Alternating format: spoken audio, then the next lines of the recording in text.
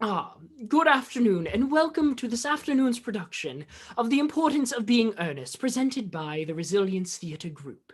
First of all, a few thanks are in order. First, I would like to thank our extraordinary cast for the wonderful work they've done over the past month. I cannot wait to show it to you all. Next, a few very special thanks are in order. One to Laura Johnson, Mrs. Stephanie Rosario, and Mrs. Lisa Garwood for being our fearless stand-ins over the last month. This show would not be what it is without you all. And last of all, I would like to thank the Paper Crane Theatre for their very generous donation that will allow us to do much of the programming that you people love. Next, a few things to remember. First of all, I would like to point all of your attentions to the description below the video. There you will find a link to our GoFundMe. If you like what you see today, we would very much appreciate it if you could give $1 or $2. Any amount is worth it, and it will allow us to continue to do this programming. Next, I would like to remind you all that there will be a 5-minute intermission following the first act. Without any further ado, the importance of being earnest. Cheers.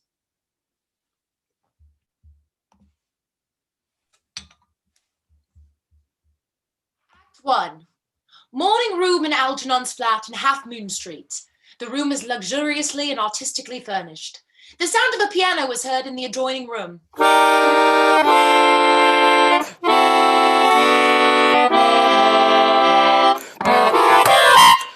Oh my. Lane is arranging afternoon tea on the table, and after the music has ceased, Algernon enters. Lane? Lane! Did you hear what I was playing, Lane? I didn't think it polite to listen, sir. I'm sorry for that for your sake. I don't play accurately. Anyone can play accurately. I, however, play with wonderful expression. As far as the piano is concerned, sentiment is my forte. I keep science for life. Yes, sir. And, speaking of the science of life, have you got those cucumber sandwiches cut for Lady Bracknell? Yes, sir. Oh, by the way, Lane, I see from your book that on Thursday night, when Lord Shorman and Mr. Worthing were dining with me, 8 bottles of champagne are entered as having been consumed. Yes, sir. 8 bottles and a pint. Why is it that at a bachelor's establishment the servants invariably drink the champagne? I ask merely for information. I attribute it to the superior quality of the wine, sir. I have often observed that in married households the champagne is rarely of a first-rate brand. Good heavens! Is marriage so demoralizing as that? I believe it is a very pleasant state, sir. I have had very little experience of it myself up to the present. I've only been married once. That was in consequence of a misunderstanding between myself and a young person, and I don't know that I'm much interested in your family life, Lane. No, sir, it is not a very interesting subject. I never think of it myself. Very natural, I'm sure. That will do, Lane. Thank you. Thank you, sir. Lane's views on marriage seem somewhat lax. Really, if the lower orders don't set us a good example, what on earth is the use of them? They seem, as a class, to have absolutely no sense of moral responsibility. Mr. Ernest Worthing. Ah, ha, ha. And how are you, my dear Ernest? What brings you up to town? Oh, pleasure, pleasure. What else should bring anyone anywhere? Eating as usual, I see, Algie. I believe it is customary in good society to take some slight refreshment at 5 o'clock. Where have you been since last Thursday? In the country. What on earth do you do there? When one is in town, one amuses oneself. When one is in the country, one amuses other people. It is excessively boring. And who are those people you amuse? Oh, neighbours. Got nice neighbours in your part of Shropshire? Perfectly horrid. Never speak to one of them. How immensely you must amuse them, then. By the way, Shropshire is your county, is it not? Shropshire. Yes, of course. Hello, why all these cups? Why cucumber sandwiches? Why such reckless extravagance in someone so young? Who is coming to tea? Oh, merely Aunt Augusta and Gwendolyn. How perfectly delightful. Yes, that is all very well, but I'm afraid Aunt Augusta won't quite approve of your being here. May I ask why? My dear fellow, the way you flirt with Gwendolyn is perfectly disgraceful. It is almost as bad as the way Gwendolyn flirts with you. I am in love with Gwendolyn. I have come up to town expressly to propose to her. I thought you said you'd come up for pleasure. I call that business. How utterly unromantic you are. I really don't see anything romantic in proposing. Now, it is very romantic to be in love, but there is nothing romantic about a definite proposal. Why, one may be accepted. One usually is, I believe. And then the excitement is all over. The very essence of romance is uncertainty. If ever I get married, I will certainly try to forget the fact. I have no doubt about that, dear Algie. The divorce court was specially invented for people whose memories are so curiously constituted. No, there is no speculating on that subject. Divorces are made in heaven. Please, don't touch the cucumber sandwiches. By the way, they are ordered specially for Aunt Augusta.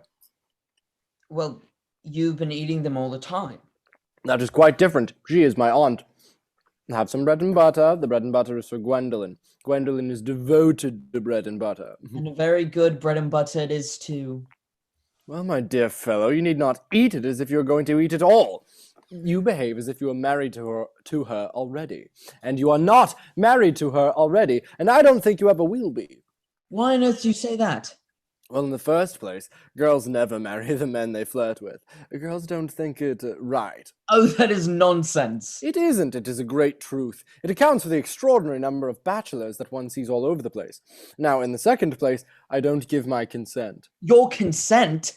My dear fellow, Gwendolyn is my first cousin, and before I allow you to marry her, you will have to clear up the whole question of Cecily. Cecily? What on earth do you mean? What do you mean, Algie, by Cecily? I don't know anyone of the name of Cecily.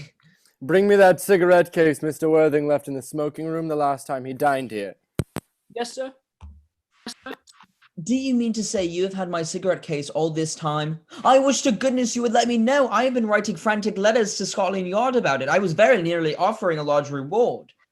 Well, I wish you would offer one. I happen to be more than usually hard up at the moment. There's no good offering in a large reward now that the thing is found. I think that is rather mean of you, Ernest, I must say. Lane? Thank you. Now, however, it makes no matter, it makes no matter. For now that I look at the inscription inside, I find that the thing isn't yours after all. Of course it's mine. You have seen me with it 100 times, and you have no right whatsoever to read what is written inside. It is a very ungentlemanly thing to read a private cigarette case. Oh, it is absurd to have a hard and fast rule about what one should read and what one shouldn't. More than half of modern culture depends on what one shouldn't read. I am quite aware of the fact, and I don't propose to discuss modern culture. It isn't the sort of thing one should talk about in private. I simply want my cigarette case back. No, yes, but this isn't your cigarette case. This cigarette case is a present from someone of the name of Cecily, and you said you don't know anyone of that name. Well, if you want to know, Cecily happens to be my aunt. Oh, your aunt? Yes. Yes. Charming old lady she is too. Lives at Tunbridge Wells. Just give it back to me, Algie. But why does excuse me, why does she call herself Little Cecily if she is your aunt and lives at Tunbridge Wells? From Little Cecily, with her fondest, oh, good Lord, excuse me, from Little Cecily, with her fondest love. My dear fellow, what on earth is there in all of that? Some aunts are tall, some aunts are not tall. That is a matter that surely an aunt may be allowed to decide for herself. You seem to think that every aunt should be exactly like your aunt. That is absurd. Ah, for heaven's sake, give me back my cigarette case. Yes. But why then does your aunt call you her uncle?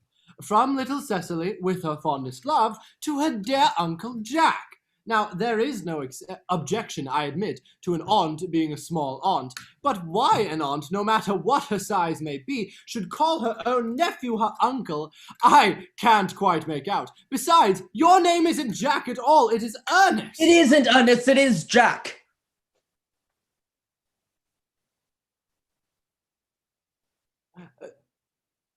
You have always told me it was Earnest. I have introduced you to everyone as Earnest. You answer to the name of Earnest. You look as if your name was Earnest. You are the most earnest-looking person I have ever seen in my life. It is perfectly absurd. You're saying that your name isn't Ernest. It is on your cards. Here is one of them. Mr. Ernest Worthing before the Albany.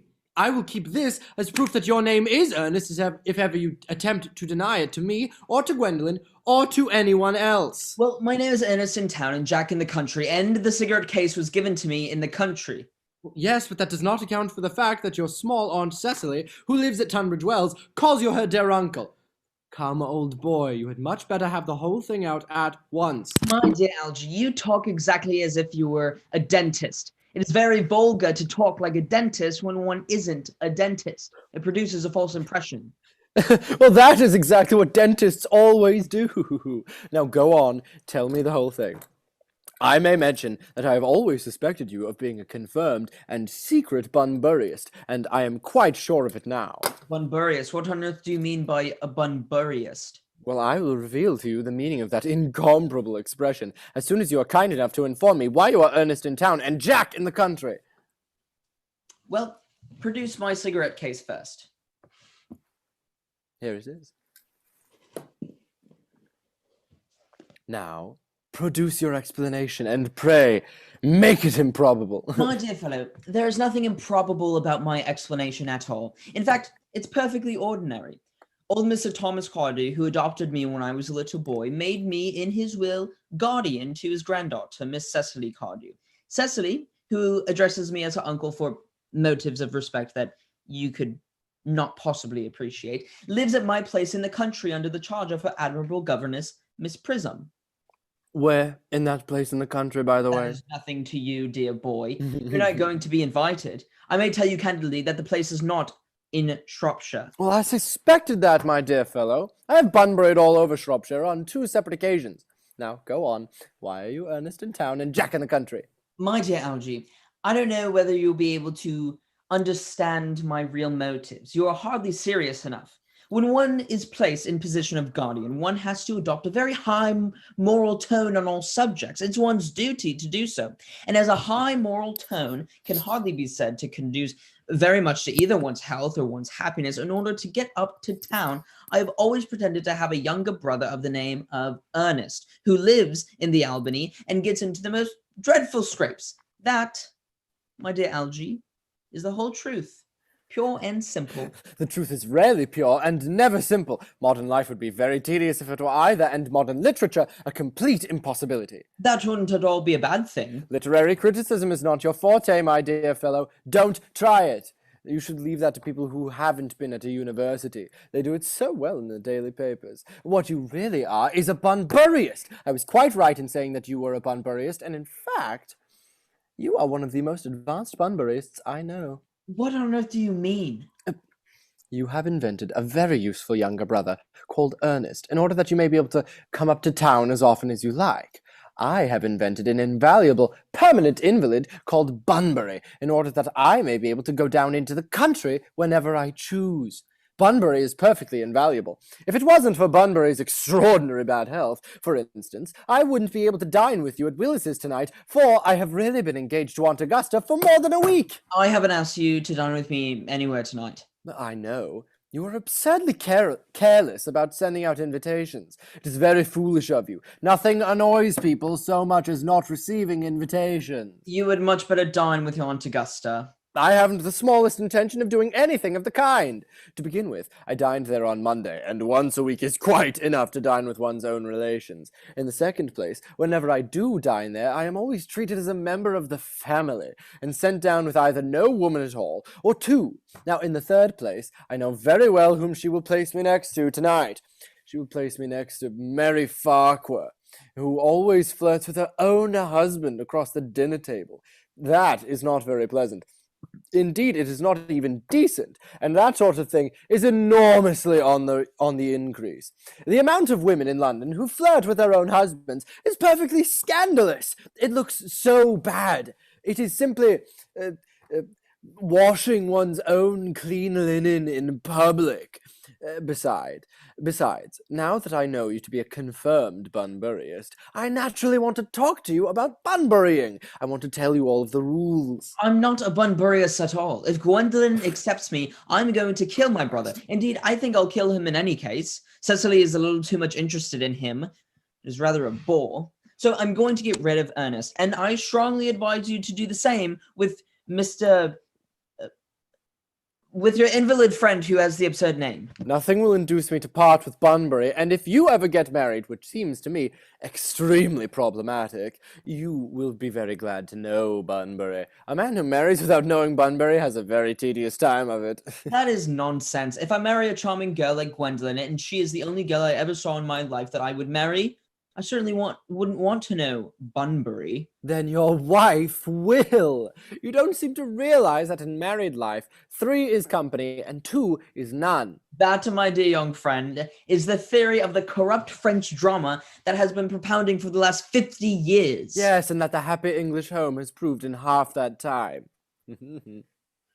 For heaven's sake, don't try to be cynical. It is perfectly easy to be cynical. My dear fellow, it isn't easy to be anything nowadays. There's such a lot of beastly competition about.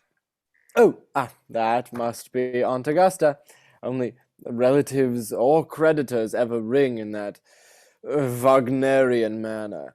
Now, if I get her out of the way for 10 minutes so that you can have an opportunity for proposing to Gwendolyn, may I dine with you tonight at Willis's? I suppose so, if you want to. Yes, but you must be serious about it. I hate people who are not serious about meals. It is so shallow of them. My dear Lane, we can't hear you. Lady Bracknell and Miss Farifax. Thank you. Good afternoon, dear Algernon. I hope you are behaving well. I'm feeling very well, Aunt Augusta. It's not quite the same thing. In fact, the two things rarely go together. Dear me, you are smart. I am always smart. Am I not, Mr. Worthing? You're quite perfect, Miss Fairfax. Well, I hope I am not that.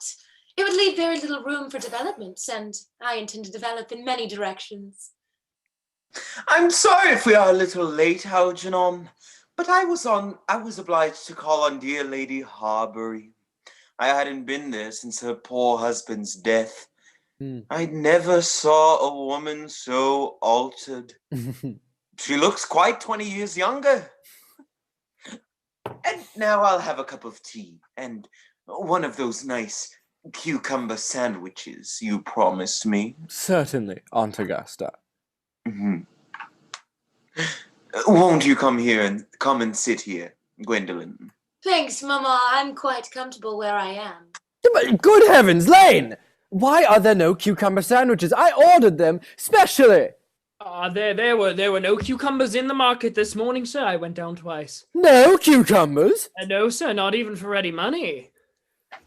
Well, that will do, Lane. Thank you. Thank you, sir. I am greatly distressed, Aunt Augusta, about there being no cucumbers, not even for ready money. It really makes no matter, Algernon. I had some crumpets with Lady Harbury, who seems to me to be living entirely for pleasure now. I hear her hair has turned quite gold from grief. It certainly has changed its color. From what cause, I, of course, cannot say. I've got quite a treat for you tonight, Algernon. I'm going to send you down with Mary Farquhar. She is such a nice woman and so attentive to her husband. It's delightful to watch them. I am afraid, Aunt Augusta, I shall have to give up the pleasure of dining with you tonight after all. I hope not, Algernon. It would put my table completely out. Your uncle would have to dine upstairs. Fortunately, he is accustomed to that. It is a great bore, and I need hardly say a terrible disappointment to me, but the fact is, I have just had a telegram to say that my poor friend Bunbury is very ill once again. They seem to think that I should be with him.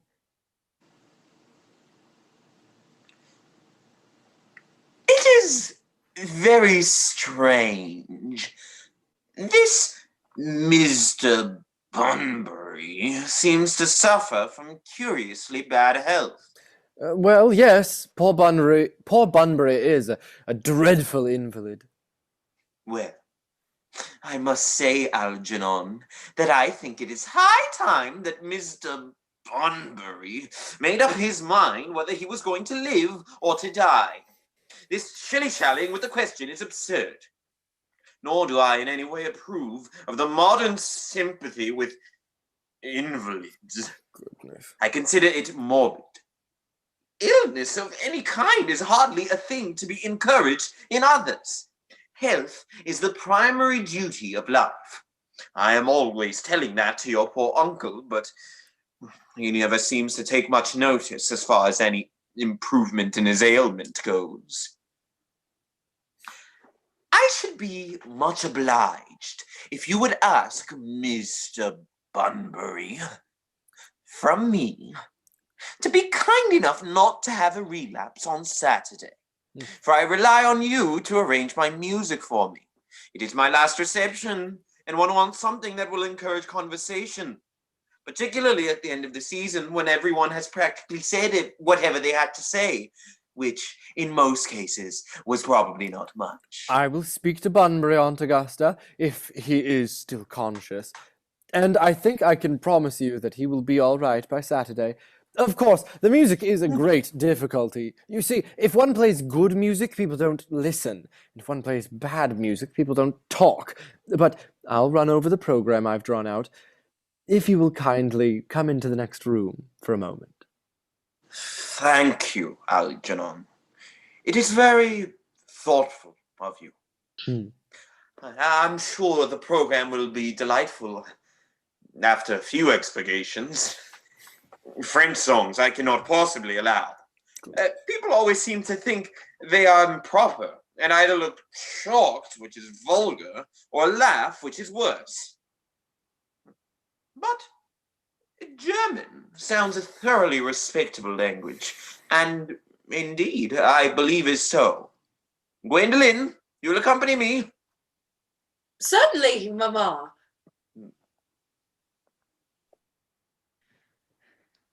Charming day it has been, Miss Fairfax. Pray don't talk to me about the weather, Mr. Worthing. Whenever people talk to me about the weather, I always feel quite certain that they mean something else. And that always makes me so nervous. I do mean something else. Well, I thought so. In fact, I am never wrong. And I would like to be allowed to take advantage of Lady Bracknell's temporary absence. Oh, I would certainly advise you to do so. Mamma has a way of coming back suddenly into a room that I've often had to speak with her about. Miss Fairfax, ever since I met you, I have admired you more than any girl I have ever met since I met you. Yes, I am quite aware of that fact. And I often wish that in public, at any rate, you had been more demonstrative. For me, you have always had an irresistible fascination. Even before I met you, I was far from indifferent to you. We live, as I hope you know, Mr. Worthing, in an age of ideals. The fact is constantly mentioned in the more expensive monthly magazines and has reached the provincial pulpits, I am told. And my ideal has always been to love someone of the name Earnest. There is something in that name that inspires absolute confidence. The moment Algernon first mentioned to me that he had a friend called Earnest, I knew I was destined to love you. You really love me, Gwendolyn. Passionately. Darling, you don't know how happy you've made me. My own Earnest. But you don't really mean to say that you couldn't love me if my name wasn't Ernest. But your name is Earnest. Yes, I know it is. But supposing it was something else. Do you mean to say you couldn't love me then? Ah, well, that is clearly a metaphysical speculation, and like most metaphysical speculations, has very little reference at all to the actual facts of real life as we know them. Personally, darling, to speak quite candidly, I don't much care about the name of Ernest. I don't think it suits me at all. Well, it suits you perfectly. It is a divine name. It has music all of its own. It produces vibrations. Well, really, Gwendolyn, I must say that I think there are lots of other much nicer names. I think Jack, for instance, a charming name. Jack? Jack, Jack, Jack! No, no, there is very little music in the name Jack, if any at all, indeed. It produces absolutely no vibrations. I have known several Jacks, and they all, without exception, were more than usually played. Besides, Jack is a notorious domesticity for John, and I pity any woman who is married to a man called John. She would probably never be allowed to know the entrancing pleasure of a single moment's solitude. The only really safe name is Earnest. Gwendolyn, I must get christened at once. I mean, we must get married at once. There's no time to be lost. Married, Mr. Worthing. Well, surely. You know that I love you, and you led me to believe, Miss Fairfax, that you were not absolutely indifferent to me. Oh, I adore you, but you haven't proposed to me yet, and nothing has been said at all about marriage. The subject hasn't even been touched on. Well, may I propose to you now? I think it would be an admirable opportunity. And to spare you any possible disappointment, Mr. Worthing, I think it's only fair to tell you quite frankly beforehand that I am fully determined to accept you. Oh, Gwendolyn! Yes, Mr. Worthing. What have you got to say to me? You know what I've got to say to you? Yes, but you don't say it. Oh. Gwendolyn, will you marry me? Of course I will, darling. How long you have been about it. I am afraid you have had very little experience in how to propose. My own one. I've never loved anyone in the world but you. Yes, but men often propose for practice. I know my older brother Gerald does. All my girlfriends tell me so. What wonderfully blue eyes you have, Ernest. They are quite blue.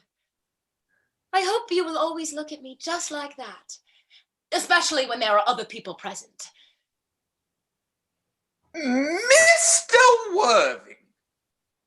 Rise, sir, from this semi-recumbent posture. It is most indecorous. Mamma, I must beg you to retire. This is no place for you. Besides, Mr. Worthing is not quite finished yet. Finished what, may I ask? I am engaged to be married to Mr. Worthing, Mamma. Pardon me, you are not engaged to anyone. When you do become engaged to someone, I or your father, should his health permit him, will inform you of the fact. An engagement should come on a young girl as a surprise, pleasant or unpleasant as the case may be. It is hardly a matter that she could be allowed to arrange for herself. And now, I have a few questions to put to you, Mr. Worthing. While I am making these inquiries, you, Gwendolyn, will wait for me below in the carriage. Mamma! In the carriage, Gwendolyn.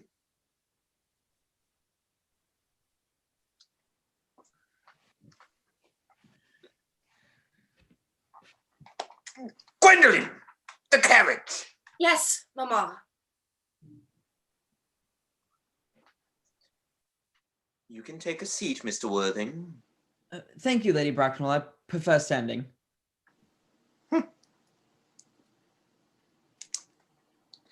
I feel bound to tell you that you are not down on my list of eligible young men.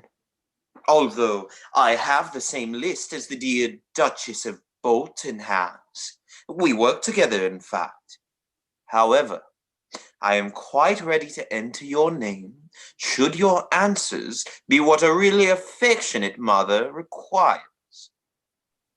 Do you smoke? Well, yes, I must admit I smoke. I am glad to hear it. A man should always have an occupation of some kind. There are far too many idle men in London as it is. How old are you? 29. A very good age to be married at. I have always been of the opinion that a man who desires to get married should know either everything or nothing. Which do you know? I know nothing, Lady Bracknell.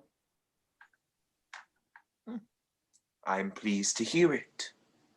I do not approve of anything that tampers with natural ignorance. Ignorance is like a delicate, exotic fruit. Touch it, and the bloom is gone. The whole theory of modern education is radically unsound. Fortunately, in England, at any rate, education produces no effect whatsoever. If it did, it would prove a serious danger to the upper classes and probably lead to acts of violence in Grosvenor Square. What is your income? Between 7,000 and 8,000 a year. In land or in investments? In investments, chiefly. That is satisfactory. What between the duties expected of one during one's lifetime and the duties exacted from one after one's death, land has ceased to be either a profit or a pleasure. It gives one position and prevents one from keeping it up. That's all that can be said about land. I have a country house with some land, of course, attached to it. About 1,500 acres, I believe. But I don't depend on that for my real income. In fact, as far as I can make out, the poachers are the only people who make anything out of it. A country house. How many bedrooms? Well, that point can be cleared up afterwards. You have a townhouse, I hope. A girl with a simple, unspoiled nature like Gwendolyn could hardly be expected to reside in the country. Well, I own a house in Belgrave Square, but it is let by the year to Lady Bloxham. Of course, I can get it back whenever I like, at 6 months' notice. Lady Bloxham?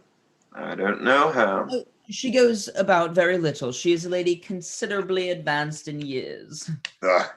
Nowadays, that is no guarantee of respectability of character. What number in Belgrave Square? 149. The unfashionable side. I thought there was something. However, that could easily be altered. Do you mean the fashion or the side? Both, if necessary, I presume. What are your politics? Well, I'm afraid I really have none. I'm a liberal unionist. Oh, they count as Tories. Hmm. They dine with us. Or come in the evening, at any rate. Now to minor matters. Are your parents living?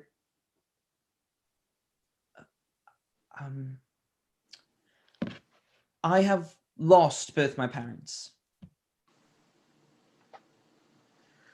To lose one parent, Mr. Worthing, may be regarded as a misfortune. To lose both looks like carelessness. Who was your father? He was evidently a man of some wealth. Was he born in what the radical papers call the purple of commerce? Or did he rise from the ranks of the aristocracy? I am afraid I really don't know. The fact is, Lady Bracknell, I said I had lost my parents. It would be nearer the truth to say that my parents seem to have lost me. I don't actually know who I am at birth. I was found. Found? The late Mr. Thomas Cardew, an old gentleman of a very charitable and kindly disposition, found me and gave me the name of Worthing, because he happened to have a first-class ticket for Worthing in his pocket at the time. Worthing is a place in Sussex. It is a seaside resort. Where did the charitable gentleman who had a first-class ticket for this seaside resort find it? In a handbag. A handbag. Yes, Lady Bracknell, I was in a handbag. A somewhat large, black leather handbag with handles to it. An ordinary handbag, in fact. In what locality did this Mr. James or Thomas Cardew come across this ordinary handbag?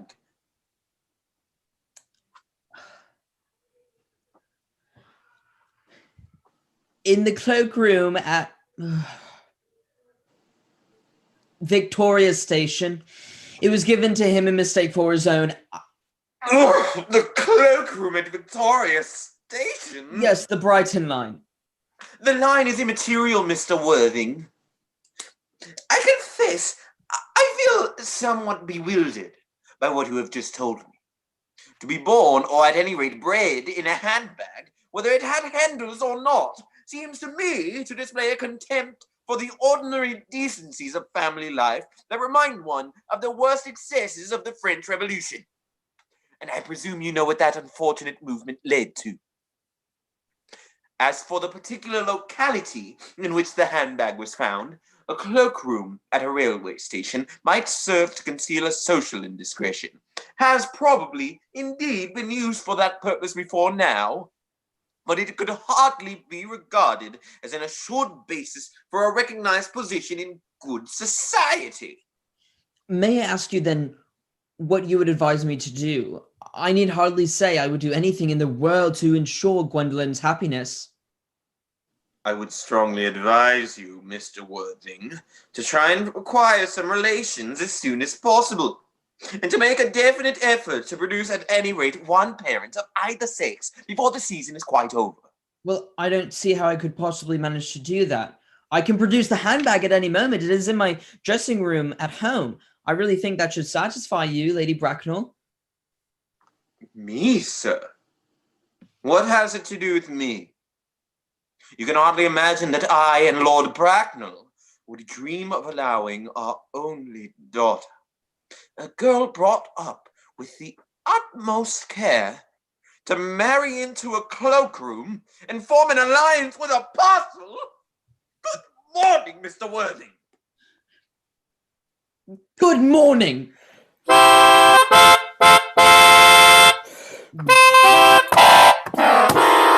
for goodness sake, don't play that ghastly tune, Algie! Didn't it go off all right, old boy?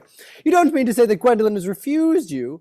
I know it is a way that she has. She's always refusing people. I think it is most ill-natured of her. Oh, Gwendolyn is as right as a trivet. As far as she is concerned, we are engaged. Her mother is perfectly unbearable. Never met such a gorgon. I really don't know what a gorgon is like, but I'm quite sure that Lady Bracknell is one. In any case, she is a monster without being a myth, which is rather unfair.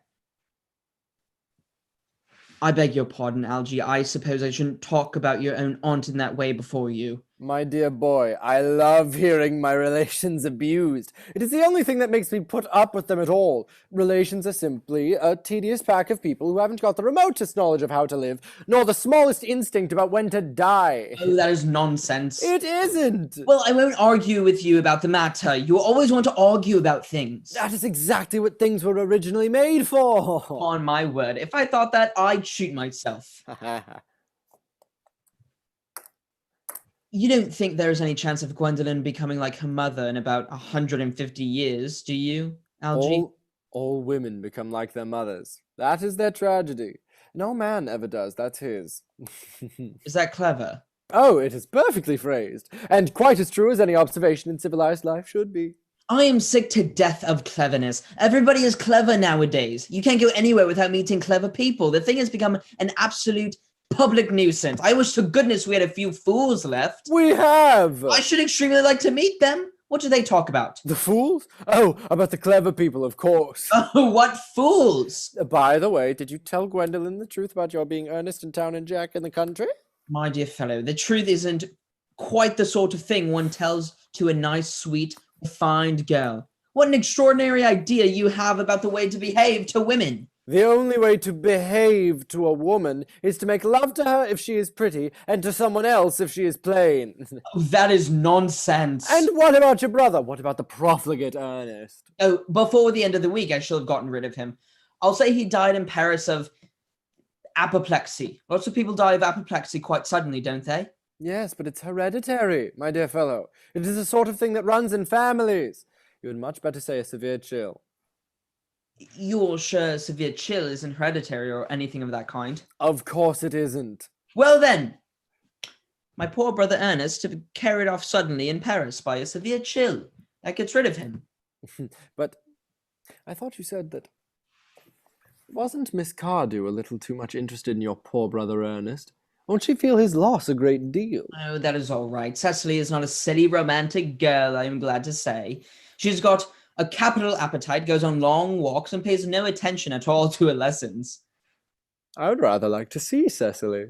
I will take very good care you never do. She's excessively pretty, and she is only just 18. Oh, have you told Gwendolyn yet that you have an excessively pretty ward who's only just 18? Oh, one doesn't blurt these things out to people. Cecily and Gwendolyn are perfectly certain to be extremely great friends. I'll bet you anything you'd like that half an hour after they meet, they will be calling each other sister. Women only do that when they've called each other a lot of other things first. Now, my dear boy, if we want to get a good table at Willis's, we really must go dress. Do you know it is nearly 7? Oh, it is always nearly 7. Well, yes, I'm hungry. I never knew you when you weren't. What shall we do after dinner? Go to a theatre? Oh no, I hate listening. Well, then let's go to a club. Well, then let us go to a club. Oh no, I hate talking. Well, we might trot round to the Empire around 10, then. Oh, no, I can't bear looking at things. It's so silly. Well, what shall we do, then? Nothing. It is awfully hard work doing nothing. However, I don't mind hard work when there is no definite object of any kind. Mrs. Farifax. Gwendolyn, upon my word. Algie, kindly turn your back. I have something very particular to say to Mr. Worthing. Really, Gwendolyn, I don't think that I can allow this at all. Algie, you always adopt a strictly immoral attitude towards life. You are not quite old enough to do that. Fine. Taking my tea. My own darling. Ernest, we may never be married. From the expression on Mamma's face, I fear we never shall. Few parents nowadays pay any regard to what their children say to them. The old-fashioned respect for the young is fast dying out. Whatever influence I ever had over Mamma, I lost at the age of 3. But although she may prevent us from becoming man and wife, and I may marry someone else, and marry often, nothing she can possibly do will ever alter my eternal devotion to you. Dear Gwendolyn. The story of your romantic origin, as related to me by Mamma with unpleasing comments, has naturally stirred the deeper fibers of my nature. Your Christian name has an irresistible fascination. The simplicity of your character makes you exquisitely incomprehensible to me. Your town address in the Albany I have. What is your address in the country? The Manor House, Wilton, Hertfordshire. And there is a good postal service, I suppose. It may be necessary to do something desperate. That, of course, will require serious consideration. I will communicate with you daily. Oh, my own one. How long do you remain in town? Till Monday. Good. Algie, you may turn round now. Thank you, I've turned round already. You may also ring the bell. You will let me see you to your carriage, my own darling. Good. I will see Miss Fairfax out. Lane? I'm sorry, I can't hear you, my darling. Yes, sir. A glass of sherry, Lane. Yes, sir. Tomorrow, Lane, I am going bunburying. Yes, sir. I shall probably not be back till Monday. You can put up my dress clothes, my smoking jacket, and all the Bunbury suits. Yes, sir. Oh, I hope tomorrow will be a fine day, Lane. It never is, sir. Lane, you are a perfect pessimist. I do my best to give satisfaction, sir. There is a sensible, intellectual girl. The only girl I ever cared for in my life. What on earth are you so amused at? Oh, I'm just a little anxious about my poor Bunbury, that's all. If you don't take care, your friend Bunbury will get you into some serious scrape someday. Oh, I love scrapes! They are the only thing that are never serious. Oh, that's nonsense, Algie. You never talk about anything but nonsense. Nobody ever does.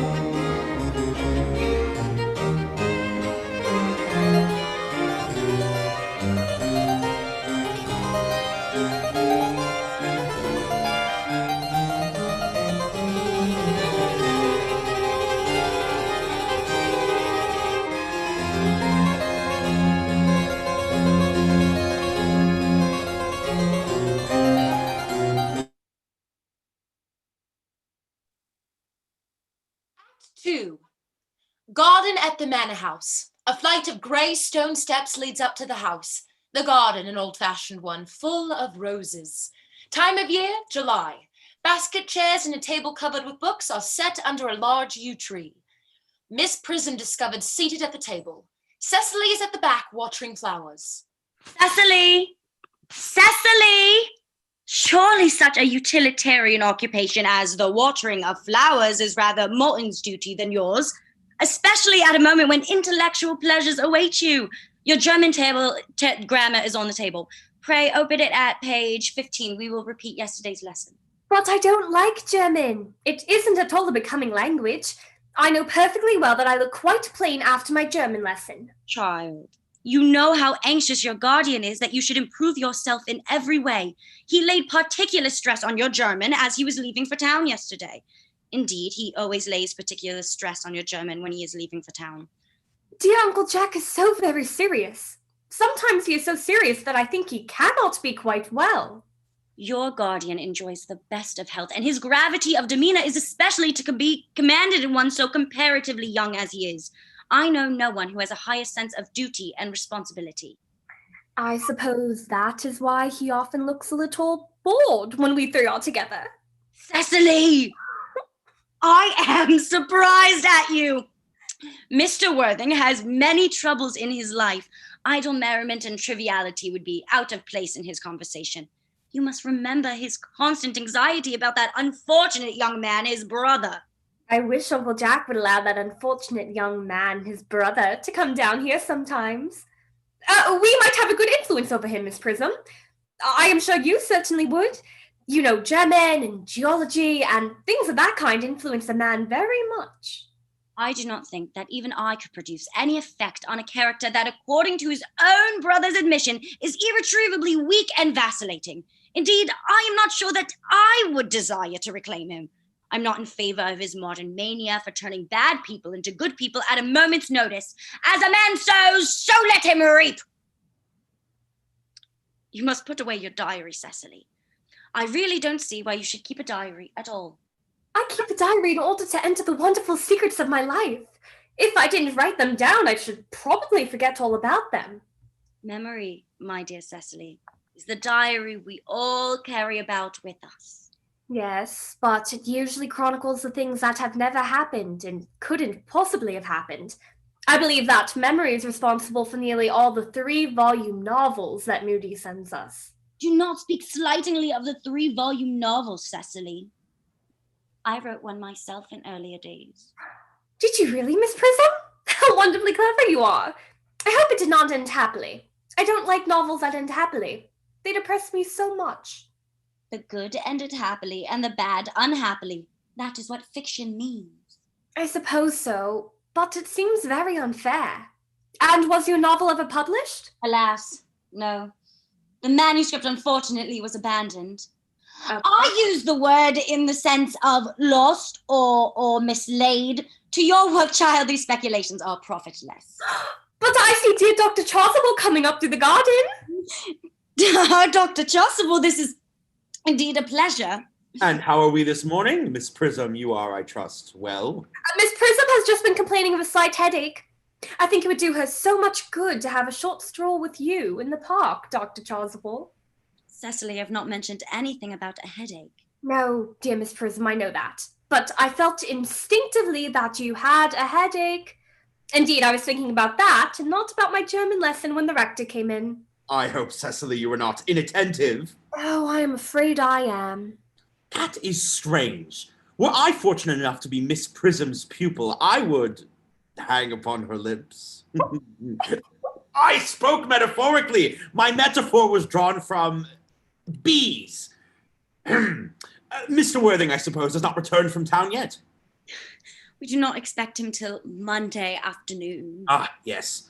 He usually likes to spend his Sunday in London. He's not one of those whose sole aim is enjoyment, as by all accounts that unfortunate young man his brother seems to be. But I must not disturb Egeria and her pupil any longer. Egeria? My name is Letitia, Doctor. A classical allusion merely drawn from the pagan authors. I shall see you both, no doubt, at evensong. I think, dear doctor, I will have a stroll with you. I find I have a headache after all, and a walk might do it good. With pleasure, Miss Prism, with pleasure. We might go as far as the schools and back. That would be delightful.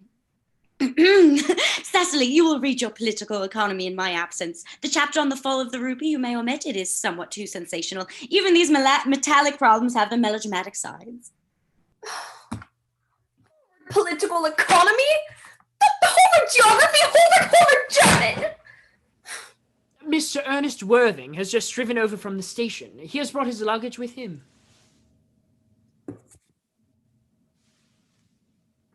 Mr. Ernest Worthing, B4, the Albany W. Uncle Jack's brother? Did you tell him Mr. Worthing was in town? Yes, miss. He seemed very much disappointed. I mentioned that you and Miss Prism were in the garden. He said that he was anxious to speak to you privately for a moment. Ask Mr. Ernest Worthing to come here. Yes, miss. I suppose you'd better talk to the housekeeper about a room for him. Yes, miss. I have never met any really wicked person before. I feel rather frightened. I am so afraid he will look just like everyone else. He does! Now you are my little cousin Cecily, I am sure of it. You are under some strange mistake. I am not little. In fact, I believe I'm more than usually tall for my age. But I am your cousin Cecily. You, I see from your card, are Uncle Jack's brother. My cousin Earnest. My wicked cousin Earnest. Oh, I am not really wicked at all, cousin Cecily. You mustn't think that I am wicked. If you are not, then you have certainly been deceiving us all in a very inexcusable manner.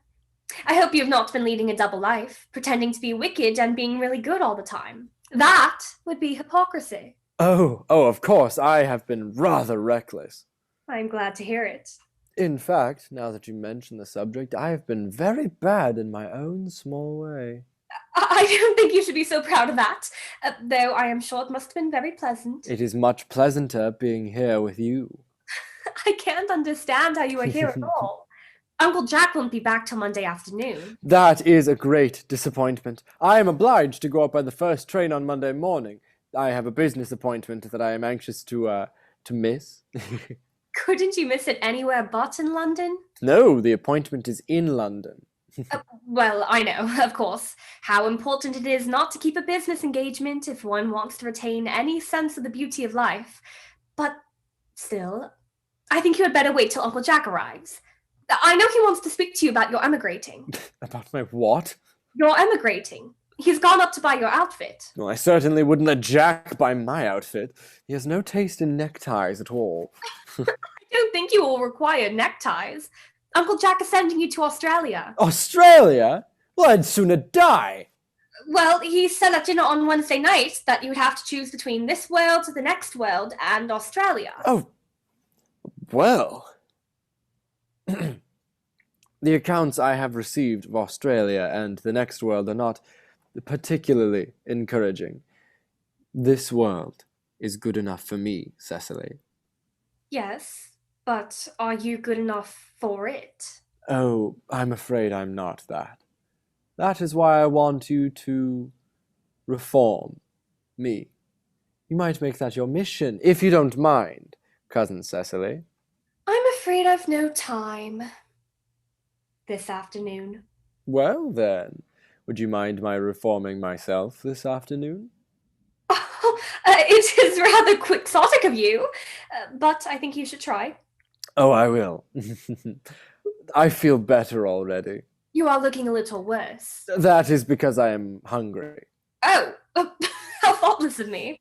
I should have remembered that when one is going to lead an entirely new life, one requires regular and wholesome meals. Won't you come in? Thank you. But might I have a buttonhole first? I never have any appetite unless I have a buttonhole first. A Marshall meal? No, I would sooner have a pink rose. Why?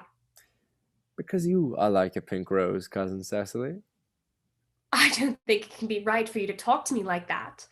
Miss Prism never says such things to me. Well, then Miss Prism is a short-sighted old lady.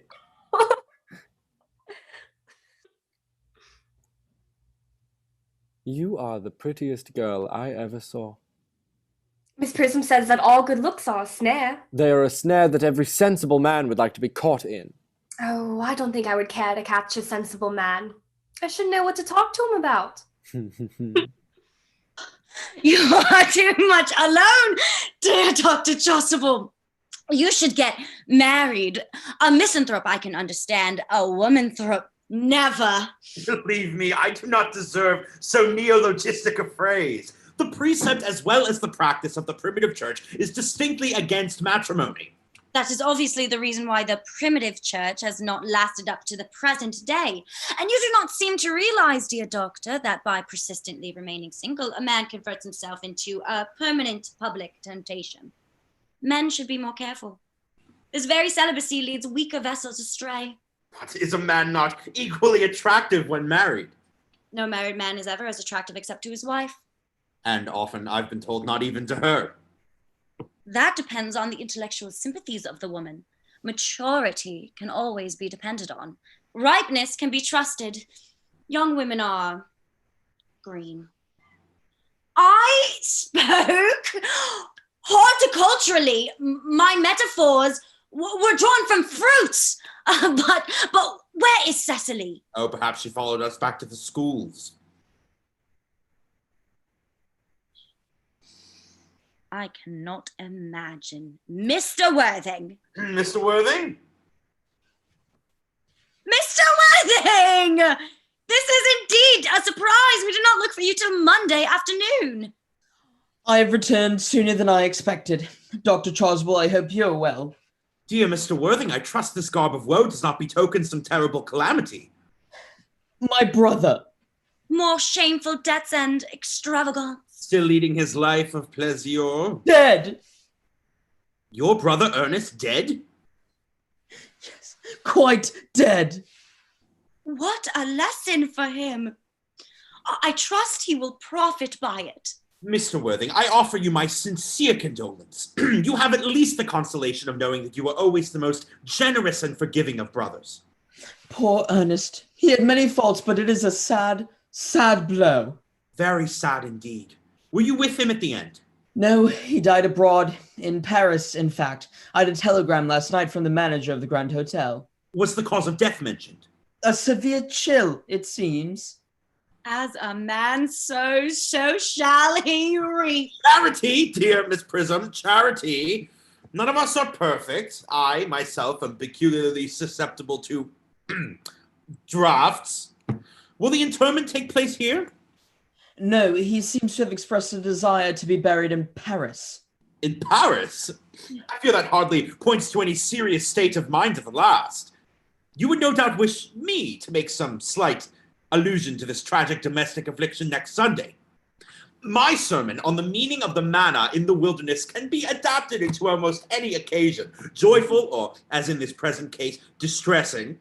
I have preached it at harvest celebrations, christenings, confirmations, on days of humiliation, and festal days. The last time I delivered it was in the cathedral as a charity sermon on behalf of the Society for the Prevention of Discontent Among the Upper Orders. The bishop, who was present, was much struck by some of the analogies that I drew. That reminds me. You mentioned christenings. I think, Dr. Chasuble, I suppose you know how to christen, all right? I mean, of course, you are continually christening, aren't you? It is, I regret to say, one of the rector's most constant duties in this parish. I've often spoken to the poorer classes on the subject, but they don't seem to know what thrift is. But is there any particular infant in whom you are interested, Mr. Worthing? Your brother was unmarried, was he not? Oh, yes. People who live entirely for pleasure usually are. But it is not for any child, dear doctor. I am very fond of children. No, the fact is, I would like to be christened myself this afternoon, if you have nothing better to do. But surely, Mr. Worthing, you have been christened already. I don't remember anything about it. But have you any grave doubts on the subject? I certainly intend to have. Of course, I don't know if the thing would bother you in any way, or if you think I'm a little too old now. Not at all. The sprinkling and indeed the immersion of adults is perfectly canonical practice. Immersion? You need have no apprehensions. Sprinkling is all that is necessary, or indeed I think advisable. Our weather is so changeable. At what hour would you wish the ceremony performed? Oh, I might trot around about 5 if that would suit you. Perfectly, perfectly. In fact, I have 2 similar ceremonies to perform at that time. A case of twins that occurred recently on the outlying cottages of your own estate. Poor Jenkins the caterer, a most hard-working man. Oh, I don't see much fun in being christened along with other babies. It would be childish. Would 5:30 do? Admirably, admirably. And now, dear Mr. Worthing, I will not intrude any longer into a house of sorrow. I would merely beg you to not be too much bowed down by grief. What seem to us bitter trials are often blessings in disguise. This seems to me a blessing of an extremely obvious kind. Jack! Oh, I am so pleased to see you back. But what horrid clothes you have got on. Do go and change them. Cecily! My child, my child. What is the matter, Uncle Jack? Do you look happy? You look as if you had a toothache, and oh, I have got such a surprise for you. Who do you think is in the dining room? Your brother! Who? Your brother, Ernest! He arrived about half an hour ago. What nonsense! I haven't got a brother. Oh, don't say that. However badly he may have behaved to you in the past, he is still your brother. You couldn't be so heartless as to disown him. I'll tell him to come out. And you will shake hands with him, won't you, Uncle Jack? These are very joyful tidings. After we all had been resigned to his loss, his sudden return seems to me peculiarly distressing. My brother's in the dining room. I don't know what it all means. I think it is perfectly absurd.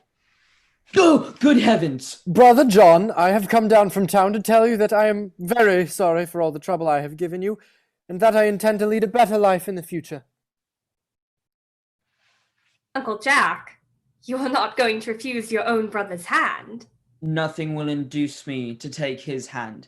I think his coming down here is disgraceful. He knows perfectly well why. Uncle Jack, do be nice. There is some good in everyone. Ernest was just telling me about his poor invalid friend, Mr. Bunbury, whom he goes to visit so often. And surely there must be much good in one who is kind to an invalid and leaves the pleasures of London to sit by a bed of pain. Oh, he has been talking about Bunbury, has he? Yes, he has told me all about poor Mr. Bunbury and his terrible state of health. Bunbury. Well, I won't have him talk to you about Bunbury or about anything else. It is enough to drive one perfectly frantic. Of course, I admit that the faults were all on my side, but I must say that I think Brother John's coldness to me is peculiarly painful. I expected a more enthusiastic welcome, especially considering it is my first time coming here. Uncle Jack, if you don't shake hands with Ernest, I will never forgive you. Never forgive me. Never, never, never. Well, this is the last time I shall ever do it. It is pleasant, is it not, to see so perfect a reconciliation. I think we might leave the 2 brothers together. Cecily, you will come with us. Certainly, Miss Prism. My little task of reconciliation is over. You have done a beautiful action today, dear child. We must not be premature in our judgments. I feel very happy. You young scoundrel, Algie! You must get out of this place as soon as possible. I don't allow any bunburying here. Oh? Excuse me, we can't hear you. Hello? Oh, sorry, sir. Hmm. Yes, I have put Mr. Ernest's things in the room next to yours. Sir, I suppose that's all right. I wish you were silent again. What? Mr. Ernest's luggage, sir. I have unpacked it and put it in the room next to yours. His luggage? Yes, sir. The portmanteaus, a dressing case, 2 hat boxes, and a large basket. 3 portmanteaus, a dressing case, 2 hat boxes, and a large luncheon basket. Yes, I'm afraid I can't stay more than a week this time. Merriman, order the dog cart at once. Mr. Ernest has suddenly been called back to town. Yes, sir.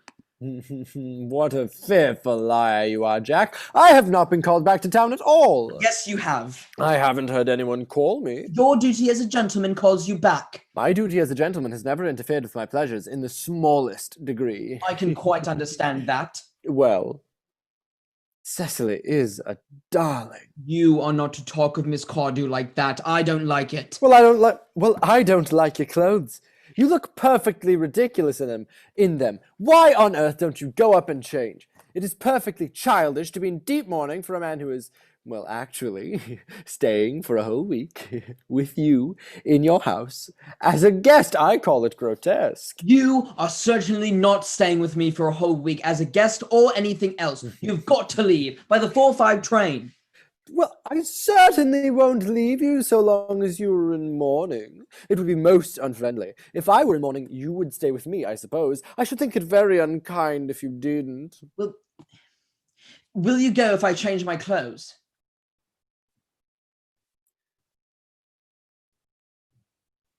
Yes, if you're not too long. I never saw anybody take so long to dress, and with such little result. Well, at any rate, that is better than always being overdressed as you are. If I am occasionally a little overdressed, I make up for it by being immensely overeducated. Your vanity is ridiculous. Your conduct an outrage, and your presence in my garden utterly absurd. However, you have got to catch the 4:05 train, and I hope you will have a pleasant journey back to town. This bunburying, as you call it, has not been a great success for you. I think it has been a great success. I am in love with Cecily, and that is everything. But I must see her again before I go and make arrangements for another Bunbury. Oh, there she is. I merely came back to watch the roses. I thought you were with Uncle Jack. He has gone to order the dog cart for me. Oh, is he going to take you for a nice drive? He is going to send me away. Then have we got to part? I'm afraid so. It is a very painful parting. It is always painful to part from people whom one has known for a very brief space of time. The absence of old friends one can endure with equanimity, but even a momentary separation from anyone to whom one has just been introduced to is almost unbearable. Thank you. The dog cart is at the door, sir. It can wait, merrymen, for 5 minutes. Yes, miss. I hope, Cecily, I shall not offend you if I state quite frankly and openly that you seem to me to be in every way the visible personification of perfection. I think your frankness does you great credit, Earnest. If you will allow me, I will copy your remarks into my diary. Do you really keep a diary? Well, I would give anything to look at it. May I please? Oh, no. You see, it is simply a very young girl's record of her own thoughts and impressions, and consequently meant for publication. When it appears in volume form, I hope you will order a copy. But pray, Ernest, don't stop. I delight in taking down from dictation. I have reached absolute perfection. You can go on. I'm quite ready for more. Oh, don't cough, Ernest. When one is dictating, one should speak fluently and not cough. Besides, I don't know how to spell a cough. Cecily, ever since I first looked upon your wonderful and incomparable beauty, I have dared to love you wildly, passionately, devotedly, and hopelessly. I don't think that you should tell me that you should love me wildly, passionately, devotedly, and hopelessly. Hopelessly doesn't seem to make much sense, does it? Oh, Cecily. The dog cart is waiting, sir. Tell it to come round next week at the same hour. Yes, sir. Uncle Jack would be very much annoyed if he knew you were staying on till next week at the same hour. Oh, I don't care about Jack. I don't care for anybody in the whole world but you. I love you, Cecily. You will marry me, won't you? You silly boy, of course. Why, we have been engaged for the last 3 months. For the last 3 months? Yes, it will be exactly 3 months on Thursday. But how did we become engaged? Well, ever since dear Uncle Jack first confessed to us that he had a younger brother who was very wicked and bad. You, of course, have formed the chief topic of conversation between myself and Miss Prism. And, of course, a man who is much talked about is always very attractive. One feels there must be something in him after all. I dare say it was foolish of me, but I fell in love with you, Ernest. My darling. And when was the engagement actually settled? On the 14th of February last.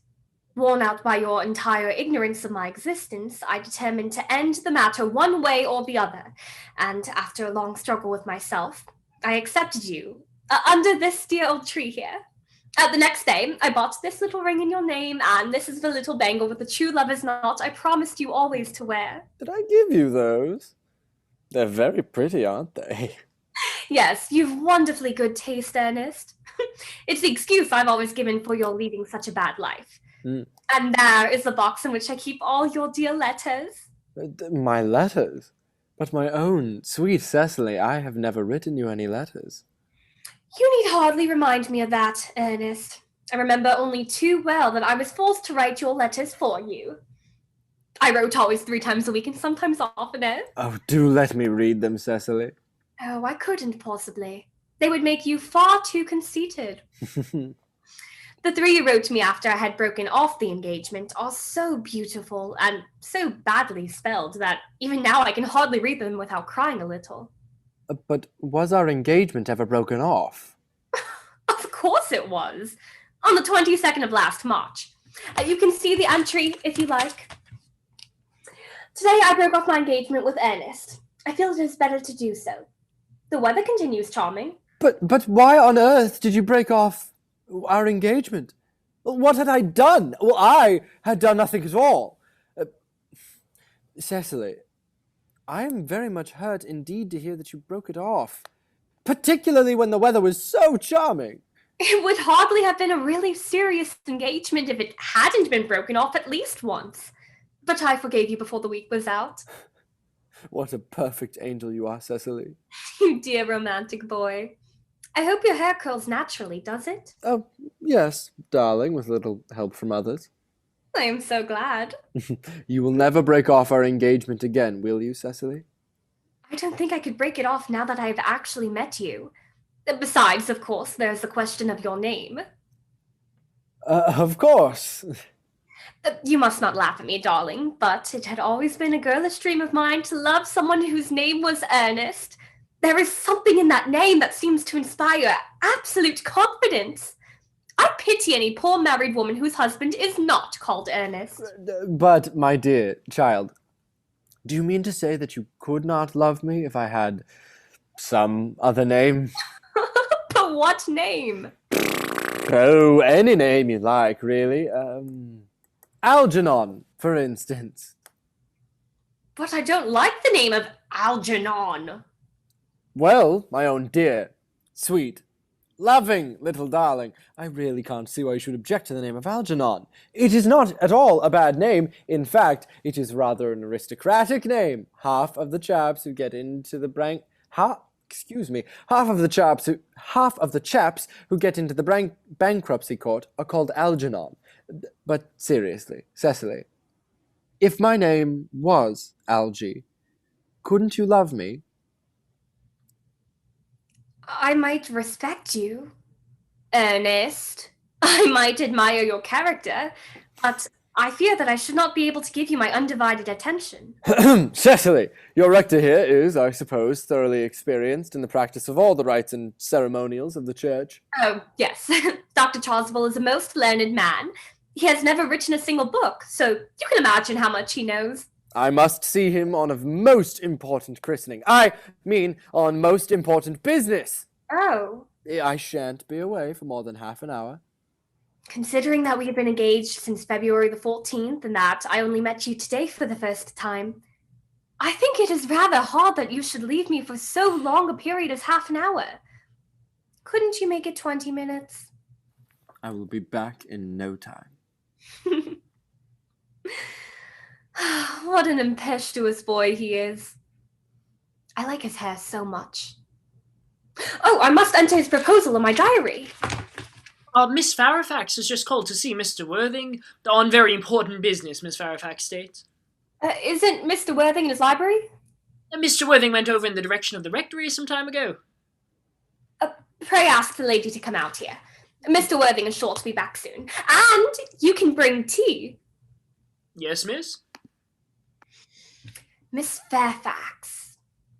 I suppose one of the many good elderly women who are associated with Uncle Jack in some of his philanthropic work in London. I don't quite like women who are interested in philanthropic work. I think it is so forward of them. Miss Farifax. Pray let me introduce myself to you. My name is Cecily Cardew. Cecily Cardew. What a very sweet name. Something tells me that we are going to be great friends. I like you already more than I can say, and my first impressions of people are never wrong. How nice of you to like me so much after we have known each other such a comparatively short time. Pray, I may call you Cecily, may I not? Oh, with pleasure. And you will always call me Gwendolyn, won't you? If you wish. Then that is all quite settled, is it not? I hope so. Perhaps this would be a favourable opportunity for mine telling you who I am. My father is Lord Bracknell. You've never heard of Papa, I suppose? I don't think so. Outside the family circle, Papa, I am glad to say, is entirely unknown. I think that's quite as it should be. The home seems to me to be the proper sphere for the man. And certainly once a man begins to neglect his domestic duties, he becomes painfully effeminate, does he not? And I don't like that. It makes men so very attractive. Cecily, Mamma, whose views on education are remarkably strict, has brought me up to be extremely short-sighted. It is part of a system. So do you mind looking at you through my glasses? Oh, not at all, Gwendolyn. I'm very fond of being looked at.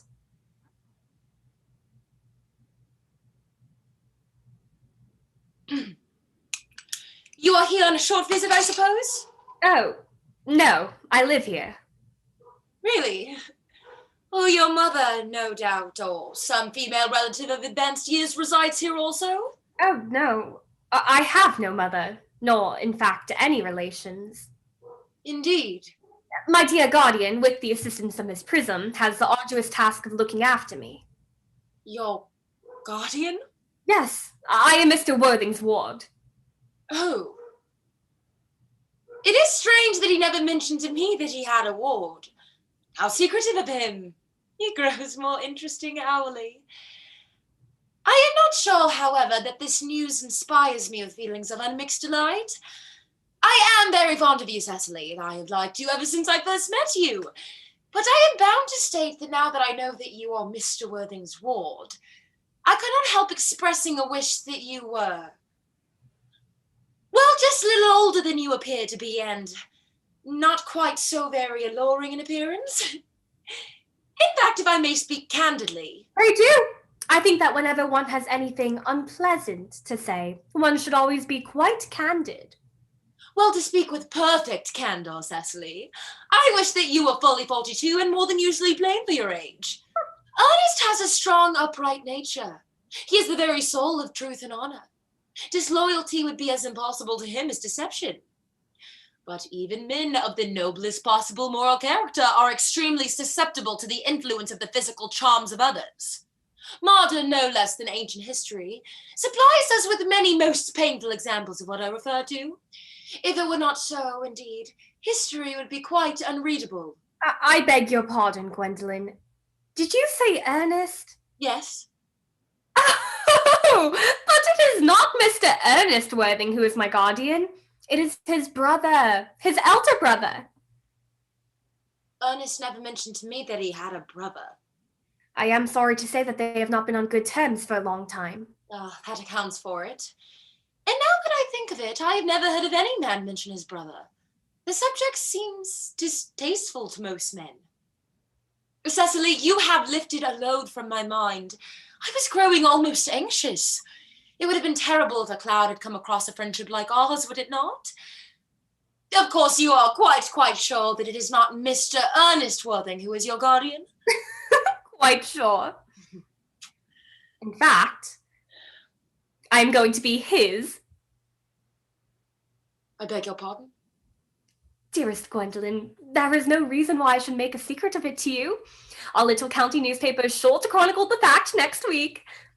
Mr. Ernest Worthing and I are engaged to be married. My Darling Cecily, I think there must be some slight error. Mr. Ernest Worthing is engaged to me. The announcement will appear in the Morning Post on Saturday at the latest. I am afraid you must be under some misconception. Ernest proposed to me exactly 10 minutes ago.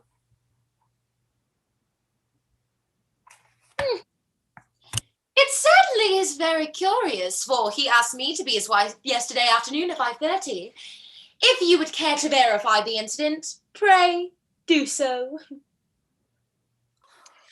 I never travel anywhere without my diary. One must always have something sensational to read on the train.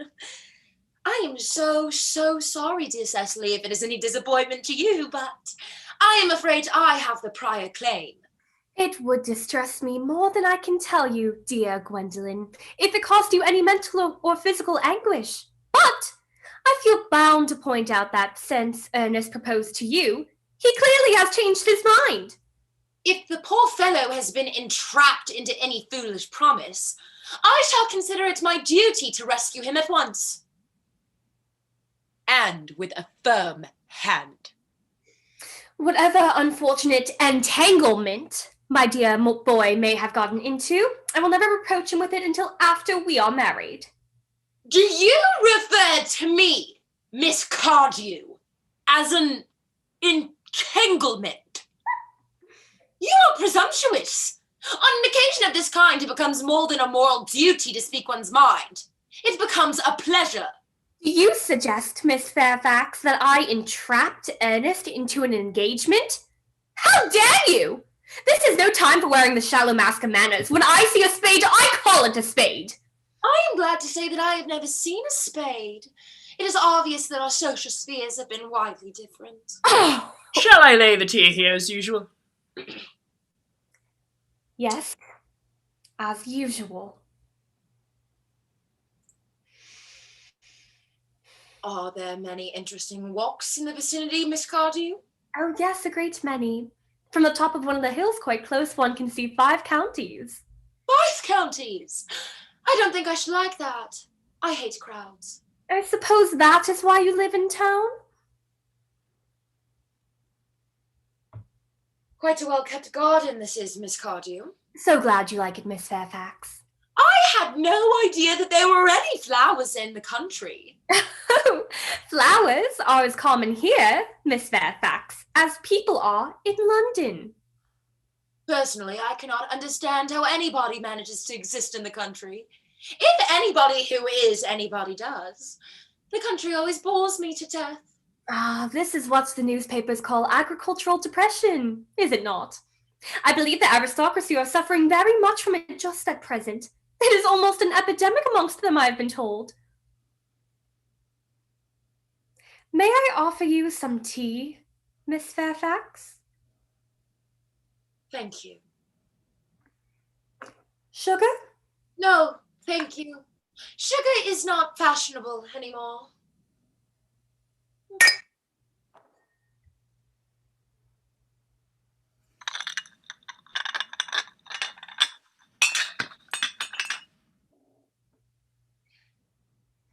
Cake or bread and butter?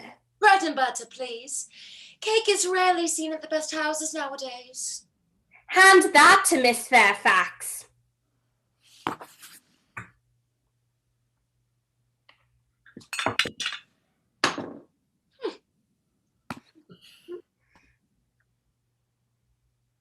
Oh! You have filled my tea with lumps of sugar. And though I asked most distinctly for bread and butter, you have given me cake. I am known for the gentleness of my disposition and the extraordinary sweetness of my nature. But I warn you, Miss Cardew, you may go too far. To save my poor, innocent, trusting boy from the machinations of any other girl, there are no lanes to which I would not go. From the moment I saw you, I distrusted you. I felt that you were false and deceitful. I am never deceived in such matters. My first impressions of people are invariably right. It seems to me, Miss Fairfax, that I'm trespassing on your valuable time. No doubt you have many other calls of a similar character to make in the neighborhood. Ernest, my own Ernest. Gwendolyn, darling. Oh, a moment. May I ask if you are engaged to be married to this young lady? Oh. Dear little Cecily. Oh, of course not. What could have put such an idea into your pretty little head? Thank you. You may. I knew there must be some misunderstanding, Miss Fairfax. The gentleman whose arm is at present round your waist is my guardian, Mr. John Worthing. I beg your pardon? This is Uncle Jack. Jack? Oh! Here is Ernest. My own love. A moment, Ernest. May I ask you, are you engaged to be married to this young lady? To what young lady? Good heavens, Gwendolyn! Yes, to good heavens, Gwendolyn. I mean to Gwendolyn. Of course not. What could have put such an idea into your pretty little head? Thank you. You may. I felt there was some slight error, Miss Cardew. The gentleman who is now embracing you is my cousin, Mr. Algernon Moncrieff. Algernon Moncrieff? Oh! Are you called Algernon? I cannot deny it. Oh! Is your name really... John? I could deny it if I liked. I could deny anything if I liked, but my name certainly is John. It has been John for years. Gross deception has been practiced on both of us. My poor wounded Cecily! We wronged Gwendolyn. Oh, you will call me sister, will you not? There is just one question I would like to be allowed to ask my guardian. An admirable idea. Mr. Worthing, there is just one question I would like to be permitted to put to you. Where is your brother Earnest? We are both engaged to be married to your brother Earnest, so it is a matter of some importance to know where your brother Earnest is at present. Gwendolyn, Cecily. It is very painful for me to be forced to speak the truth. It is the first time in my life that I have ever been reduced to such a painful position, and I am really quite inexperienced in doing anything of the kind. However, I will tell you quite frankly that I have no brother, Ernest. I have no brother at all. I never had a brother in my life, and I certainly have not the smallest intention of ever having one in the future. No brother at all? None. Had you never a brother of any kind? Never. Not of any kind. I'm afraid it is quite clear, Cecily, that neither of us are engaged to be married to anyone. It is not a very pleasant position for a young girl suddenly to find herself in, is it? Let us go into the house. They will hardly venture to come after us there. No, men are so cowardly, aren't they? This ghastly state of things is what you call bunburying, I suppose. Yes, and a perfectly wonderful Bunbury it is. The most wonderful Bunbury I have ever had in my life. Well, you have no right whatsoever to bunbury here. That is absurd. One has a right to Bunbury anywhere one chooses. Every serious Bunburyist knows that. Serious bunburyist? Good heavens! Well, one must be serious about something if anyone wants any kind of amusement in life. I happen to be serious about Bunburying. What on earth you are serious about, I haven't got the remotest idea. About everything, I should fancy. You've got such an absolutely trivial nature. Well, the only small satisfaction I have in the whole of this wretched business is that your friend Bunbury is quite exploded. Oh. To run to town, down to the country, quite so often as he used to, dear Algie, and a very good thing, too. Your brother is a little off colour, isn't he, dear Jack? You won't be able to disappear to London quite so frequently as your wicked custom was, and not a bad thing either. As for your conduct towards Miss Cardew, I must say that your taking in a sweet, simple, innocent girl like that is quite inexcusable, to say nothing of the fact that she is my ward. I can see no possible defence at all for your deceiving a brilliant, clever, thoroughly experienced young lady like Miss Fairfax, to say nothing of the fact that she is my cousin. I wanted to be engaged to Gwendolyn. That is all. I love her. Well, I simply wanted to be engaged to Cecily. I adore her. There is certainly no chance of you marrying Miss Cardew. I don't think there's much likelihood, Jack, of you and Miss Fairfax being united. Well, that is no business of yours. If it was my business, I wouldn't talk about it. It is very vulgar to talk about one's business. Only people like stockbrokers ever do that, and then merely at dinner parties. How can you sit there, calmly eating muffins when we are in this horrible trouble I can't make out? You seem to me to be perfectly heartless. Well, I can't eat muffins in an agitated manner. The butter would probably get on my cuffs. One should always eat muffins quite calmly. It is the only way to eat them.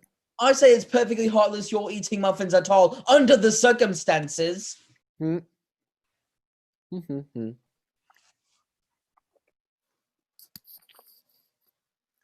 I am in trouble, eating is the only thing that consoles me. Indeed, when I am in really great trouble, as anyone who knows me intimately will tell you, I refuse everything except for food and drink. Now, at the present moment, I'm eating muffins because I'm unhappy. Besides, I'm particularly fond of muffins. Well, that is no reason why you should eat them all in that greedy way. Well, I wish you would have tea cake instead. I don't like tea cake. Oh, good heavens, I suppose a man may eat his own muffins in his own garden. But you have just said it was perfectly heartless to eat muffins. I said it was perfectly heartless of you under the circumstances. That is a very different thing. That may be, but the muffins are the same. Algie, I wish to goodness you would go. You cannot possibly ask me to go without having some dinner.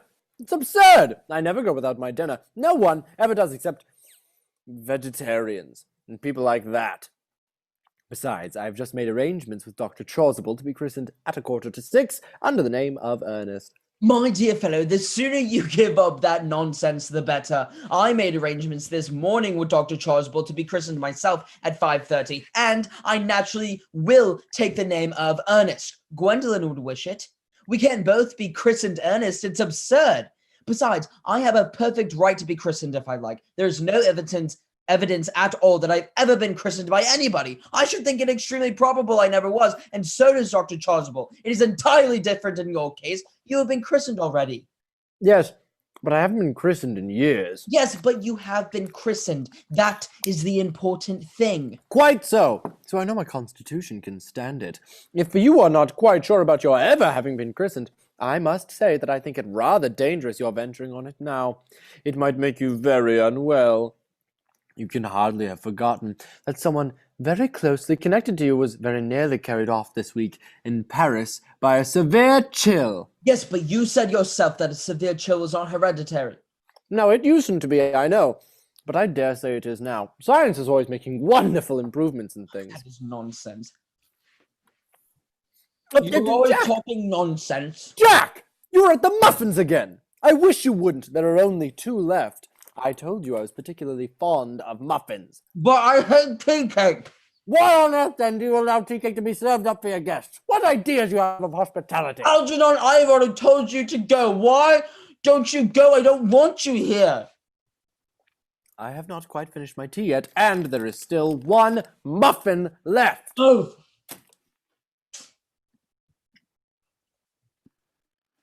Scene. Morning room at the manor house. Gwendolyn and Cecily are at the window looking into the garden.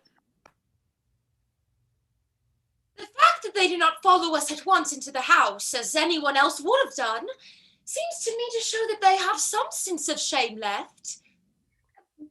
They have been eating muffins. That looks like repentance. Oh, they don't seem to notice us at all. Couldn't you cough? But I haven't got a cough. They're looking at us. What effrontery! They're approaching! That's very forward of them. Let us preserve a dignified silence. Certainly. It's the only thing to do now.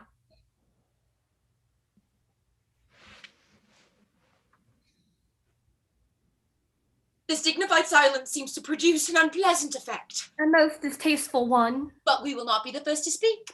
Certainly not.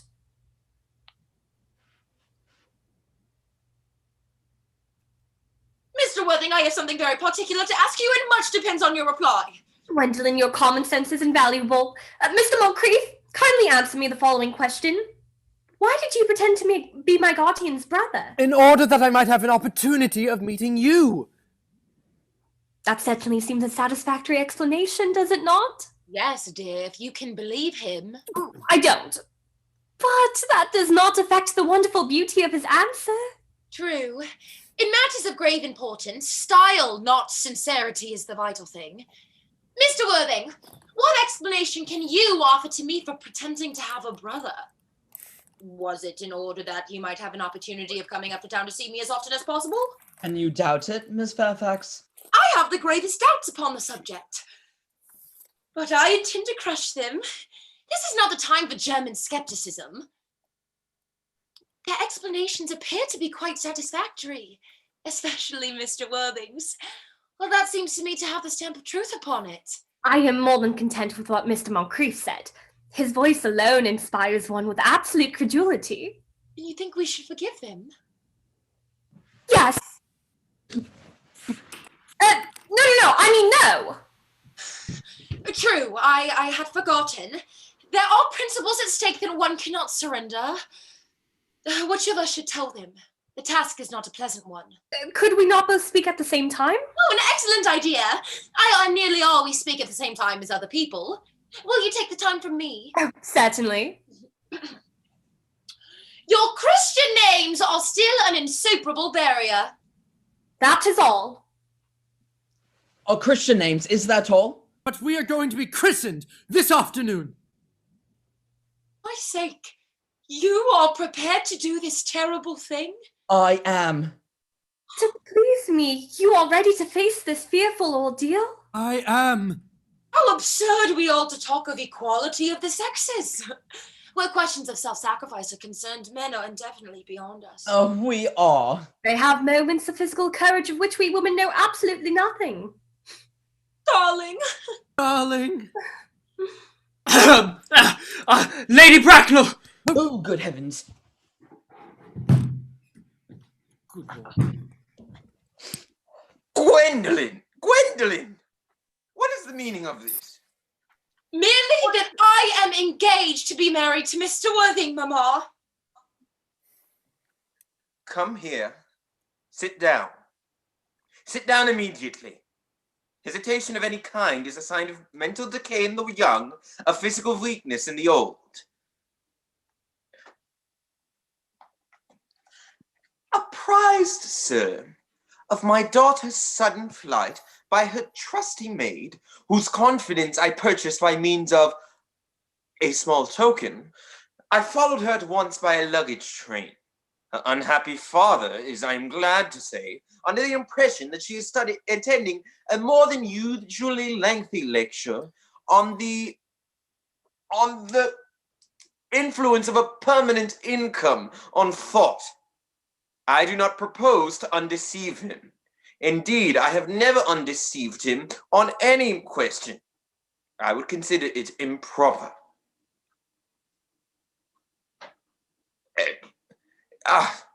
Here we are. Yes. But of course, you will clearly understand that all communication between yourself and my daughter must cease immediately from this moment. On this point, as indeed on all points, I am firm. I am engaged to be married to Gwendolyn, Lady Bracknell. Oh, you are nothing of the kind, sir. Now, give me just a moment, Mr. Worthing.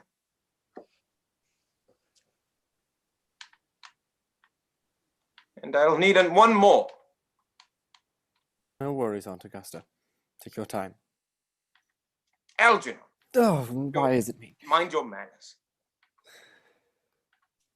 Dear word. Seem to have lost my notebook Mamma, 77. here. 79 in the PDF, if that's what you're using. Thank you so much. Yes. One moment. The suspense is terrible. Yes. All right. So, Algernon, may I ask if it is in this house that your invalid friend, Mr. Bunbury, resides? Oh, no. Bunbury doesn't live here. Bunbury is somewhere else at present. In fact, Bunbury is dead. Oh. Dead?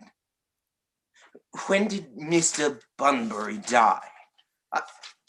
His death must have been extremely sudden. Yes, I killed Bunbury this afternoon. I mean, Bunbury died himself this afternoon. What did he die of? Bunbury? Oh, he was quite exploded. Exploded? Was he the victim of a revolutionary outrage? I was not aware that Mr. Bunbury was interested in social legislation. If so, he is well punished for his morbidity. My dear Aunt Augusta, I mean, he was found out.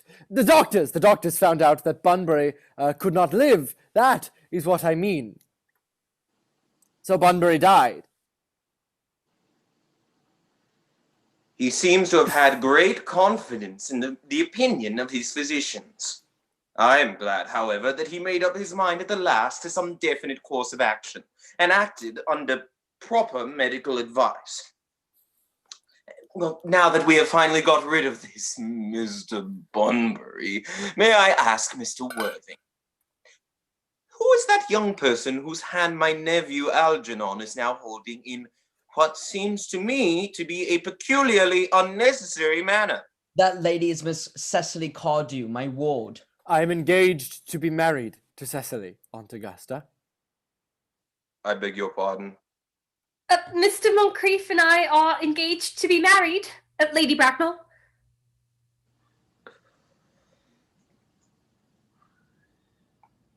I do not know whether there is anything peculiarly exciting in the air of this particular part of Hertfordshire, but the number of engagements that go on seems to me considerably above the proper average that statistics have laid down for our guidance. I think some preliminary inquiry on my part would not be out of place. Mr. Worthing, is Miss Cardew at all connected with any of the larger railway stations in London? I merely desire information. Until yesterday, I had no idea that there were any families or persons whose origin was a term.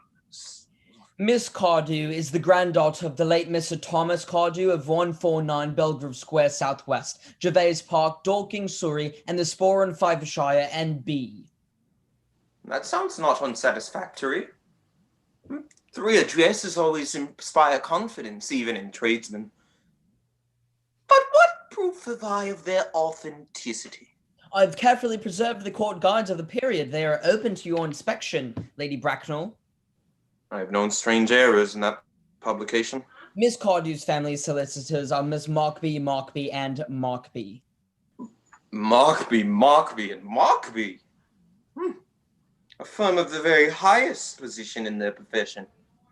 Indeed, I am told that one of the Mr. Markbys is occasionally to be seen at dinner parties.